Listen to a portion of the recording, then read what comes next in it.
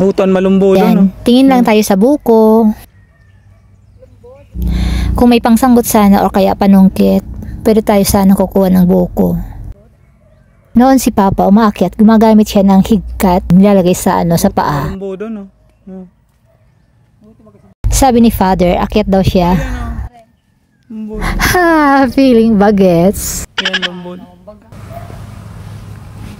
Tatarambo pa sa iba, oh. Mga tanom ni pang mani. Mani, daming mani din. Mani.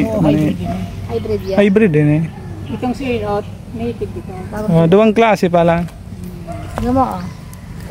Gura, ano sa hybrid? Barata ang hybrid. 120 lang sa kilo. Ay, parehas. Pero may nagbiring pa ho. Ano ba galing ha? Uy, may nagtatarambo pa sa pa, oh. Oh, yan, oh. Ay. Alam niyo po ba itong hawak ko? Hindi pa.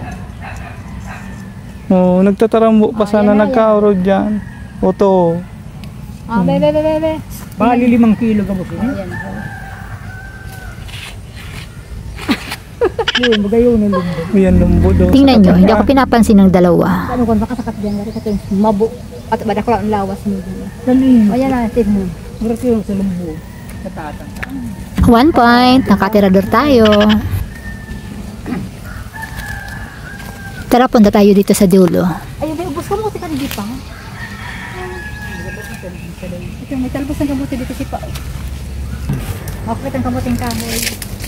May ano yung kamuti mo pa? Ay, Kasi pa ni, ano? Sir, mo pwede na, may lag na. Mahal na kaming kamote. makot-kot. Makasuti ka kamote. Try lang kung may... Yan guys, kumuha tayo ng stick para pagbungkal-bungkal natin. Saradayo, ton pa. Bay ka. Ngayon, pati nga. Ayan, tingnan mo. Ikaw mati siya dito. Ayan o. Iyo, gwa naman. Mayroon na siya. May papede yan. Dapat sa dada ko lang ang pandiit. Binalik uli ni Papa kasi maliliit pa. May kamote pa. Balik uli. Talay papede yan. Dapat mga pirapang ano. Mga sambulan pa. Masambulan pa. Ayun. Paro ka rin. May mga ano niya. Ang kamote. Para ako magayon ang kamote. Yan. Araw ka ng pag ano. Yan. Pigkuset. Araw ka ng pag ano. Pag nakamati mo ugwa yan. Manihod naman yun. Oh, yan. Ha, diba? Ganyan lang naman magkutkot si Papa ng kamote. Magayon, so mga ang unod niya, yaon na sa mga sanga, ano ba? Sa balagon ito. Sa balago. Yan ang centennial, hindi na kailangan mag-stick para lang makakuha ng kamote. Ini, pag nag-congratul na yan, oh, magtraro ka na.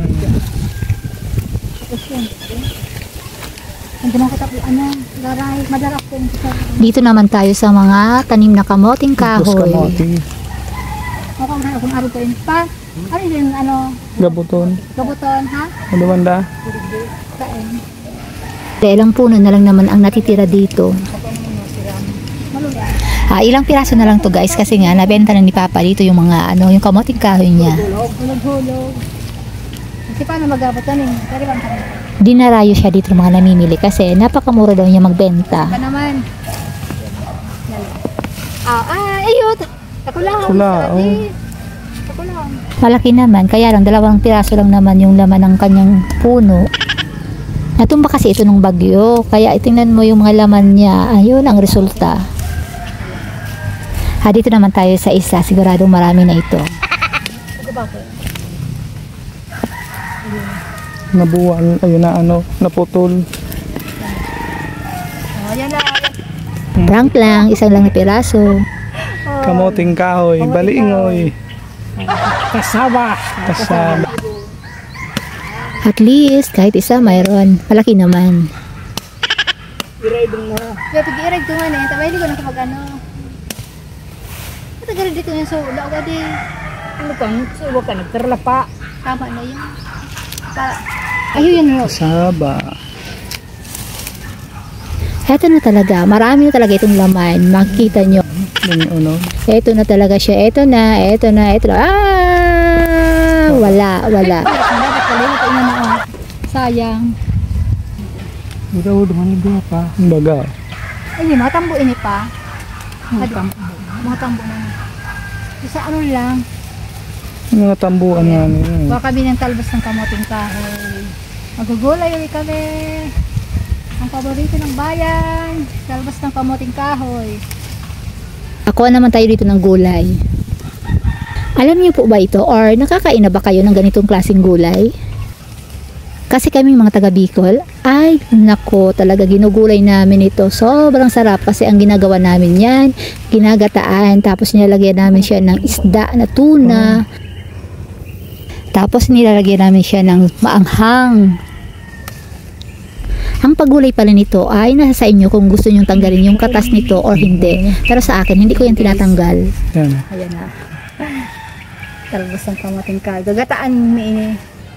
Gagataan ni. Ano ba naman kita sa balita si Pahuto na si Pao. Oo nila. So ayun po guys, nakakuha na tayo ng libreng gulay dito sa farm. Yun o, baka Sige po, bye-bye. Salamat po sa Ang panonood. fresh ko dito, ang fresh ko.